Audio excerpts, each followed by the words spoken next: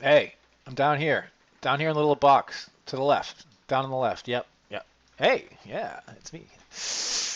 Good afternoon, y'all. It's Ned over at My Philippine Dreams, N to the E to the D over at MPD, coming at you from Dumaguete City, the city of gentle people, Negros Oriental, the Philippines. Area code 6200 for those trying to get a hold of our fan club. We're going to wrap up our groundbreaking four-part series on Filipino cultural psychology today by trying to answer some of the questions that I originally asked at the beginning of the series. Now, if you haven't been following the series, I'll do a quick recap. First off, in the first video, we talked about the history of the Philippines. We talked about the Muslims that were here, the Chinese that were here, the Spanish that were here, and the 50 years of Hollywood that they experienced when the Americans were here. And that all had a factor on the cultural psychology. I think the Spanish have had the most impact on it because you see some of that machismo stuff going on. After that, we looked at family. Family is the cornerstone of the Filipino cultural psychology. It's the most important thing in the Philippines. Following that, we've checked out pakikisama, which is smooth interpersonal relations, but it's also conformity. It's not rocking the boat. It's not making waves. It's doing things the way they're supposed to be done. In the next video, part 2, we looked at utang na loob, which is debt of obligation. We looked at amor proprio, which is love of self or self-esteem. We also looked at hiya, which can be seen sometimes as embarrassment and sometimes as shame. When you violate your amor proprio or somebody violates your amor proprio, you experience hiya, and that's something that you don't want to experience. In the final part of the series, part 3, we looked at colonial mentality, we looked at balik bayan mentality, and we looked at crab mentality. Crab mentality is trying to get ahead of other people. Colonial mentality is stuff from away is better than things in the Philippines. And balik bayan mentality is OFW, going abroad, sending things in, importing stuff after you have exported your kids. We also looked at Bahala na, which is God willing, it's in God's hands, and some of the fatalism that you experience in Filipino culture. And today we're going to try to answer some of those questions. First off, I'd like to thank the people who left comments, specifically Filipinos and Phil-Ams that have a lot more experience in this and a lot more understanding of this. Again, I'm just trying to figure this out. I'm basically stumbling through it, trying to figure out why Filipinos do the things they do or sometimes don't do the things they don't do. So your input is greatly valued. I think this is important for us as foreigners living in the Philippines, as expatriates living here, to try to understand the culture. First, because it gives us a greater understanding of the culture and where they're coming from. And second of all, it decreases our stress level. Because a lot of times you'll see foreigners here sitting around complaining and the Philippines is driving them crazy. Also, we're doing something a little different this time. I'm doing a little photo montage instead of it just being a big talking head video with my big ugly mug here. So instead of looking at my mug, you get to look at some of the photos that I've taken my time here in the Philippines. I think all of them except for 2 are actually photos that I took. Usually it's just with my old iPhone or with the Samsung S6 that I have. So with that said, let's get down to it. Let me get my little page here of all the questions and we'll try to answer them. The first one, why do Filipinos sometimes say yes when they actually mean no? If you've been in the Philippines, you've experienced this. I think this has to do with pakikisama, that smooth interpersonal relations. When someone asks you, hey, can you meet me here at whatever, even if they can't, they'll say yes, and then they'll start making excuses later. And they also don't want to violate their own amor proprio by saying, I don't know, I don't want to hang out with you because I don't like you. Or they don't want to violate your amor proprio, which is basically the end result of saying the same thing. Basically, it has to do with saving face. So sometimes they'll say yes when they actually mean no, or if they don't know they're going to be able to commit to it. Second one, why do they invite total strangers passing by their gate into their homes for fiesta celebrations? Again, if you've been in the Philippines, you've experienced this. Amor proprio and pakikisama have a lot to do with extending hospitality. Extending hospitality and being hospitable is an important part of amor proprio, and it's also part of pakikisama. I think this has to do something with the Muslim background, with the tattoos and all that, because extending hospitality is also part of that. And again, with pakikisama, sacrificing, giving unto total strangers is an important part of that pakikisama. Not only the smooth interpersonal relations, but sacrificing oneself. Next question, why do they have a hard time saying that they don't know the answer to something? Again, I think this has to do with amor proprio and pakikisama.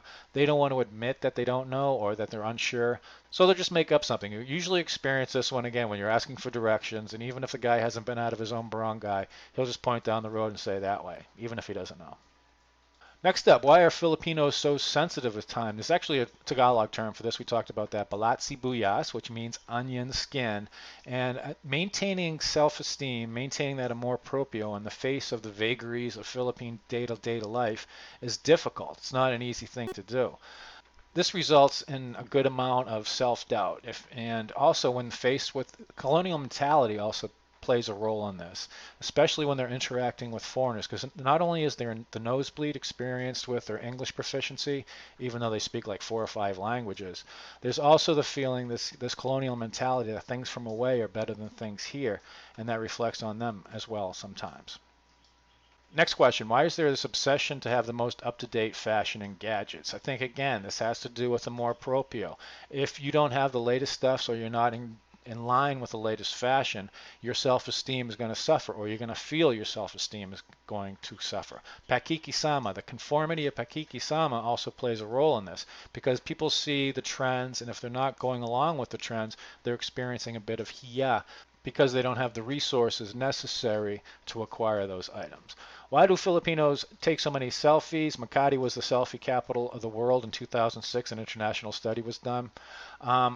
Amor proprio, once again, and a smidgen of pakikisama conformity with everybody else doing it, so why shouldn't I do it, seems to play a role in this national obsession. But then again, I've been back to the US a couple times since I've moved here, and everybody seems to be doing it there too. Next question, why is corruption so hard to root out in the Philippines? Apparently, utang na loob is rearing its ugly head here, and it seems to be the primary culprit in local and national corruption. Favors given and favors received. Ironically enough, and there's a lot of unintentional irony in the Philippines, pakikisama, not rocking the boat, also seems to play the role. Everybody else is doing it, so you're kind of expected to do it. That giving of favors and expecting them in return. Next up, why are Filipinos always asking us foreigners so many questions when we first meet? Although some jaded expats seem to think that it has something to do with them gathering intelligence on us because they see us all as targets. I think it has more to do with maintaining good amor proprio and pakikisama by extending hospitality. They might not have something material to offer you, so they offer you their time and their interest. Next, why do Filipinos seem to love name brand, that is like Samsung and iPhone goods, over anything made in the Philippines? Again, this seems to have something to do with colonial mentality. Things that are made outside the Philippines are superior to items made in the Philippines. This has to do especially with phones and motorcycles. A lot of times when people are looking to buy something, they'll say no to local unit, which means they don't want a Rusi, they don't want a Recall, they don't want a MyPhone, they don't want a Cherry Mobile. And this kind of flies in the face of Pinoy pride in that whole national identity thing. And finally, why do Filipinos voluntarily ship themselves off for years or decades to work far away, thousands of miles away in foreign countries, and send all their money back to their families? Utang na loob, that debt of obligation.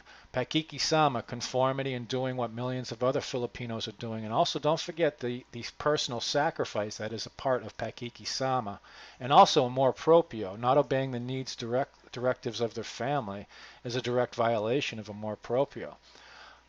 This aspect of Filipino culture is the one that really blows my mind, that there are so many millions and millions of Filipinos willing to voluntarily go to foreign lands for decades to take care of their families. Also, that balik bayan mentality has something to do with this, I believe. So it's basically utang na loob, it's amor proprio, it's pakikisama, and it's balik bayan mentality. So, in summation, I hope I've been able to share some knowledge and some resources as I stumble through trying to understand why things happen the way they do in the Philippines. It's interesting to me, sociology and cultural psychology, and it also decreases my stress level. When I see one of these strange behaviors or aberrant behaviors that that you wouldn't see in the West, here I have some understanding now of where it comes from. If you are Filipino, if you are Phil-Am, please comment, leave comments, leave your observations. What is right, what is wrong? Thank you for correcting me on the previous volumes. It's much appreciated. If you are a foreigner living in the Philippines, what are your experiences? What have you encountered here? And leave it down in the comment description box.